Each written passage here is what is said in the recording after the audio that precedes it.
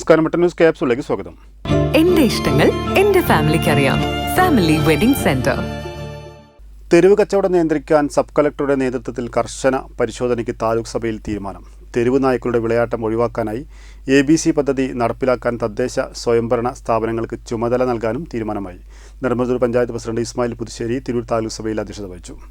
Tirur ജില്ലാസ്പത്രിയിൽ oncology കെട്ടിടത്തിന് fire NOC നൽകാൻ വൈകുന്നതിൽ വലിയ പ്രതിഷേധമാണ് താലൂക്ക് സഭയിലുണ്ടായത്. ജില്ലാസ്പത്രി പ്രതിനിധികൾ കഴിഞ്ഞ മീറ്റിംഗിൽ പങ്കെടുക്കാത്തതിലും മതിയായ പ്രതികരണം നൽകാത്തതിലും തഹസിൽദാർ CK ആഷിഖ് ആശുപത്രി പ്രതിനിധിയെ ശാസിച്ചു. സബ് കളക്ടർക്ക് പരാതി നൽകിയതായും തഹസിൽദാർ അറിയിച്ചു.